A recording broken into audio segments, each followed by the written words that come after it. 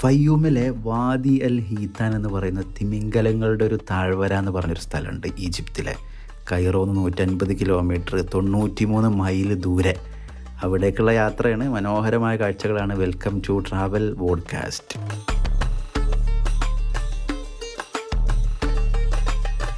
കഴിഞ്ഞ ദിവസത്തെ വീഡിയോയിൽ നമ്മൾ ഫയ്യൂമിലേക്ക് എത്തിയതാണ്. ഫയ്യൂം എന്ന് പറഞ്ഞൊരു വില്ലേജാണ്. അപ്പോൾ ആ വില്ലേജിൽ ഞാനിങ്ങനെ ഇരിക്കുകയാണ്. ഇവിടെ നിന്ന് അങ്ങോട്ട് നമുക്ക് യാത്ര ചെയ്യാനുള്ളത് ഈ വാഹനത്തിലാണ്. നമ്മൾ ഇങ്ങോട്ട് വന്ന വാഹനം ഇവിടുന്ന് അങ്ങോട്ട് പോകാൻ പറ്റൂല. കാരണം ഓഫ് റോഡ് സംവിധാനങ്ങളുള്ള വാഹനങ്ങൾ ഇവിടുന്ന് കടത്തി വിടുള്ളൂ. അതുകൊണ്ട് ഈ ഒരു പഴയ ഒരു ലാൻഡ് ക്രൂയിസറാണ്. പക്ഷേ എല്ലാ സൗകര്യങ്ങളും ഉണ്ട്. നമുക്ക് നന്നായി യാത്ര ചെയ്യാം. ഇയാളാണ് ഡ്രൈവർ. ഇതൊരു ഈജിപ്ഷ്യൻ പൗരനാണ്. ചെറിയൊരു പയ്യനാണ്. അവൻ്റെ ആ ഒരു മുഖഭാവമൊക്കെ കണ്ടാൽ അവൻ നല്ല സ്കിൽഡാണ് ആൾ. അവനെ കൊണ്ട് അതിന് കഴിയും.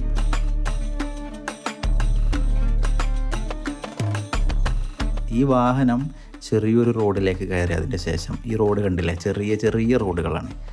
ഈ റോഡ് ഇങ്ങനെ അവൻ ക്രോസ് ചെയ്യുന്നതൊക്കെ വളരെ പെട്ടെന്നാണ്. ആ സൈഡിലേക്ക് മാറുന്നതൊക്കെ പെട്ടെന്ന് ഞൊടിയിടകൾക്കുള്ളിൽ അപ്പുറത്തെത്തി. ഇതൊരു ചെക്ക് പോസ്റ്റാണ്. അവിടെ വിവരങ്ങളും പേരുകളും പോകുന്ന ആളുകളുടെ ഡീറ്റെയിൽസൊക്കെ കൊടുക്കണം. കൊടുത്താൽ മാത്രമാണ് മുന്നോട്ട് നമുക്ക് യാത്ര ചെയ്യാൻ സാധിക്കുകയുള്ളൂ.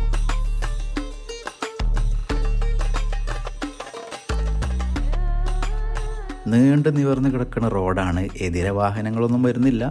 ടാറിട്ട് റോഡ് കഴിഞ്ഞ് പെട്ടെന്നാണ് അവന് മരുഭൂമിയിലേക്ക് വണ്ടി വളച്ചെടുത്തത്. എൻ്റെ ആദ്യത്തെ ഒരു എക്സ്പീരിയൻസാണ് മരുഭൂമിയിലൂടെയുള്ള. മരുഭൂമി എന്ന് പറഞ്ഞാൽ അതൊരു അധോലോകമാണ്. ഒന്നും കാണാനില്ല, മണൽ മാത്രം പരന്ന് കിടക്കുക. നമ്മൾ കണ്ണെത്താ ദൂരത്തോളം എന്നൊക്കെ പറയില്ലേ, അത് ശരിക്കും അക്ഷരാർത്ഥത്തിൽ നമുക്ക് ആ ഒരു ഉദാഹരണം ബോധ്യപ്പെടുക ഇങ്ങനത്തെ സ്ഥലങ്ങളിൽ എത്തുമ്പോഴാണ്. കാരണം ഒന്നും കാണാനില്ല, നീണ്ടു നിവർന്ന് കിടക്കുകയാണ് മണൽ. കടൽ പോലെ, കടലിലേക്ക് നോക്കിയൊന്നും കാണില്ലല്ലോ, അതുപോലെ മരുഭൂമിയുടെ ഒരു മണൽക്കാട്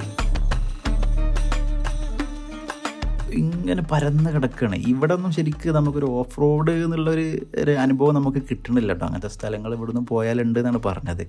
ഇപ്പം നമ്മൾ ഗ്ലാസ് താത്തിയിട്ടാണ് പോണത്. അതായത് ആ ഒരു മരുഭൂമിയിലുള്ള ആ ഒരു ഫീല് കിട്ടാൻ വേണ്ടിയിട്ട്. അപ്പോഴാണ് ആ ശബ്ദവും കാര്യങ്ങളൊക്കെ നമുക്ക് കറക്റ്റ് മനസ്സിലാവുക. ഞാൻ എന്തായാലും മുന്നേ തന്നെ കയറിയിരുന്നു. ഡ്രൈവറെ തൊട്ടടുത്തിരുന്നു. ഡ്രൈവറെ ഓടിക്കുന്ന സ്കില്ലും കാര്യങ്ങളൊക്കെ നോക്കി എന്തൊക്കെയാണ് അവൻ ചെയ്യണത് എന്നൊക്കെ. അങ്ങനെ ഉണ്ടല്ലോ, നമുക്കൊരു ത്വര ഉണ്ടാവില്ലേ, അത് നോക്കിയിരിക്കുകയാണ്. മരുഭൂമി നമ്മൾ ആദ്യമായിട്ട് കാണുന്ന ആളുകൾക്ക് ഇതൊക്കെ ഒരു കിടിലൻ വൈബായിരിക്കും കേട്ടോ. എന്നെ സംബന്ധിച്ചിടത്തോളം ഇതിപ്പോൾ നല്ലൊരു വൈബാണ്. നട്ടുച്ച സമയമാണ്, നല്ല ചൂടുണ്ട്. ഈജിപ്തിലൊരു ചൂട് സമയത്താണ് ഞാൻ യാത്ര ചെയ്തത്. ഏതായാലും ഇടയ്ക്ക് ഞാൻ പുറത്തു നിന്നുള്ള ഷോട്ടുകളൊക്കെ എടുത്ത്, ഉള്ളിൽ നിന്നുള്ള ഷോട്ടുകളൊക്കെ എടുത്ത്, ക്യാമറ പുറത്തേക്കിട്ട് കൈകൊണ്ട് വീഡിയോ ഒക്കെ എടുത്ത് ആ ഒരു അവസരം പരമാവധി ഞാൻ മുതലാക്കിക്കൊണ്ടിരിക്കുകയാണ്.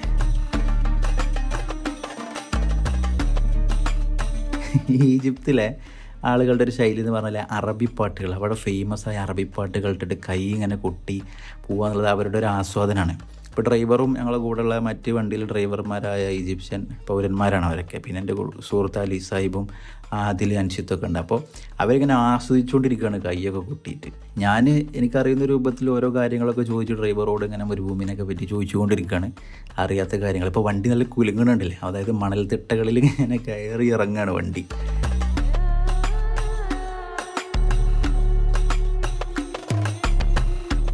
ഈ ഒരു കാഴ്ച മനോഹരമാണ്. ആദ്യമായി നമ്മളൊരു മനോഹരമായ കാഴ്ച ഫേസ് ചെയ്തത് ഇവിടെ എത്തിയപ്പോഴാണ്. നല്ല മണലിൻ്റെ കുന്നുകൾ.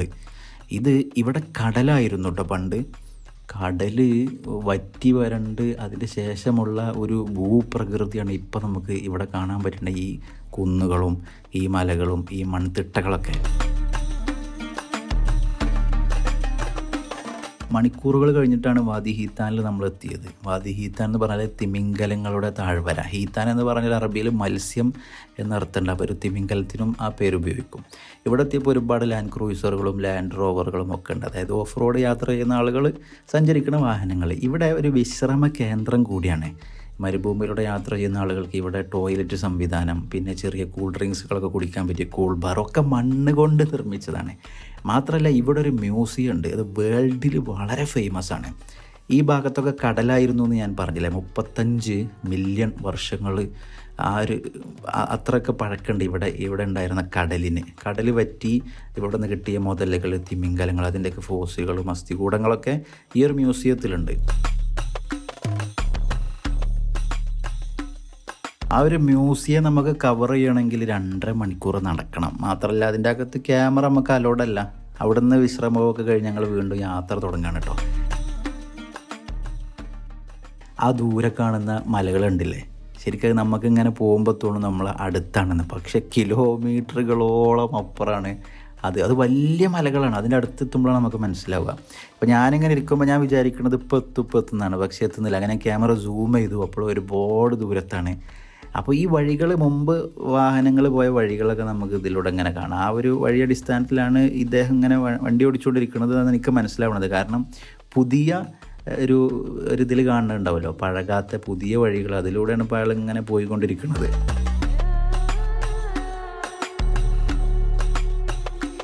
1902-3 കാലഘട്ടത്തിലൊക്കെയാണ് ഇവിടുന്ന് ആദ്യമായി തിമിംഗലങ്ങളുടെ ഫോസിലുകളൊക്കെ കണ്ടെത്തിയത്. പക്ഷേ അന്നത്തെ കാലത്ത് എന്ന് പറഞ്ഞാൽ ഈ 4 വീൽ വാഹനങ്ങളില്ലാത്ത കാലമായിരുന്നു. അപ്പോൾ ഇങ്ങോട്ട് വരാനും ഗവേഷണം ചെയ്യാനുള്ള സംവിധാനങ്ങൾ കൊണ്ട് എത്തിപ്പെടാനൊക്കെ ബുദ്ധിമുട്ടായതുകൊണ്ട് പിന്നീട് 1980-കളിൽ 4 വീൽ ഡ്രൈവൊക്കെ സുലഭമായി ലഭ്യമായ ഒരു സമയത്താണ് പിന്നീട് ഇങ്ങോട്ട് ഗവേഷണത്തിനൊക്കെ ആളുകൾ വരുന്നത്. അതിനുശേഷമാണ് ഇവിടുന്ന് ഒരുപാട് അവശിഷ്ടങ്ങളും ഇതൊക്കെ കിട്ടി. ഇവിടെ ആ ഒരു കടലിൻ്റെ ഒരു സാന്നിധ്യം ഉണ്ടായിരുന്നു എന്നൊക്കെ ബോധ്യപ്പെടുത്തുന്ന ഗവേഷണങ്ങളൊക്കെ നടത്തുന്നത് ആ ഒരു സമയത്താണ്.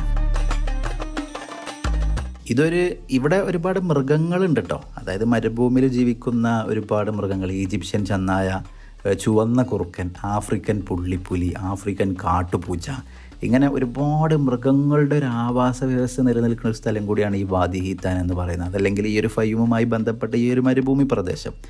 വിചാരിച്ചതുപോലെ തന്നെ എത്ര നമ്മൾ ഓടിയിട്ടും ആ ഒരു മണൽക്കൂനകളുടെ അടുത്തേക്ക് നമുക്ക് എത്താൻ പറ്റില്ല, അത്രയും ദൂരത്താണ്. ഇപ്പോൾ പുതിയ സമയത്ത് രൂപപ്പെട്ട വാഹനങ്ങളുടെ ടയർ അടയാളങ്ങളുള്ള സ്ഥലത്ത് കൂടെയാണ് ഇദ്ദേഹം വാഹനം ഓടിച്ചു പോകുന്നത്. അതുകൊണ്ട് സുഖമായിട്ട് വണ്ടി മുന്നോട്ട് പോകുന്നുണ്ട്.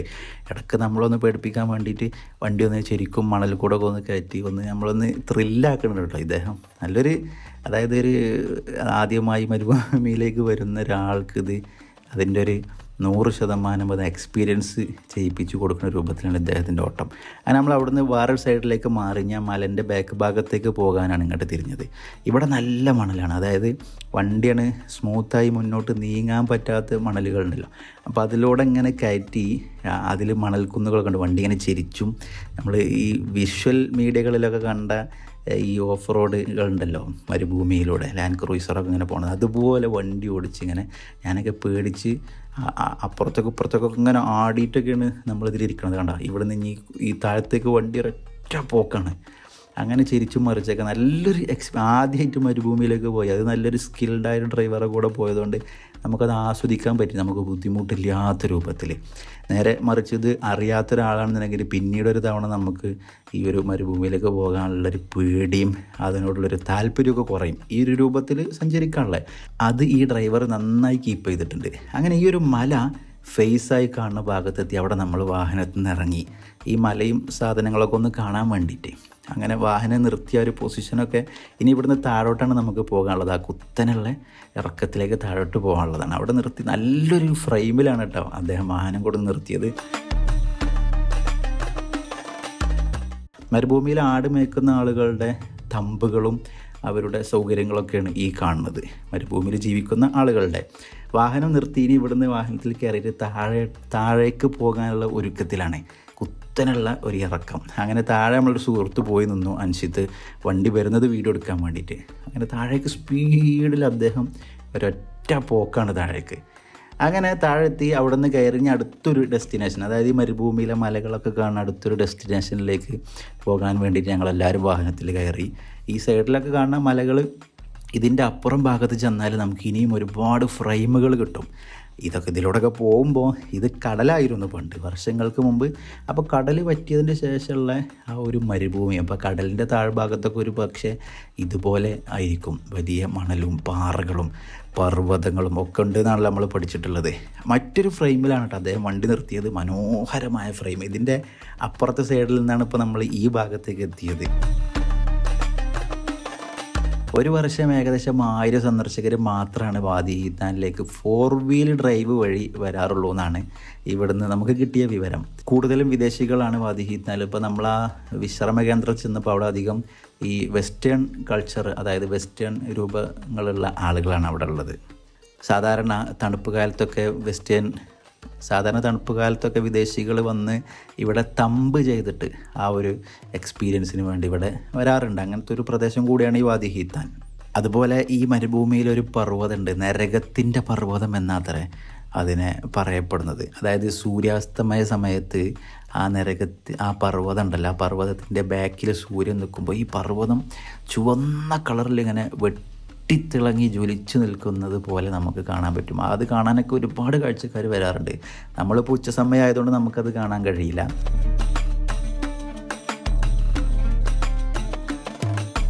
നമ്മൾ വേറൊരു സ്ഥലത്തെത്തി. ഈ സ്ഥലത്ത് ഒരു പർവ്വതമുണ്ട്, 2 പർവ്വതങ്ങളുടെ ഇടയിലൂടെ ഒരു വഴിയുണ്ട്. അതിലൂടെ കടന്നു പോയിട്ട് അതിൻ്റെ അകത്ത് ഒരുപാട് കാഴ്ചകൾ കാണാനുണ്ട്. അങ്ങോട്ട് ഇങ്ങനെ ഇവിടെ വാഹനം നിർത്തി നടന്നു പോവാണ്.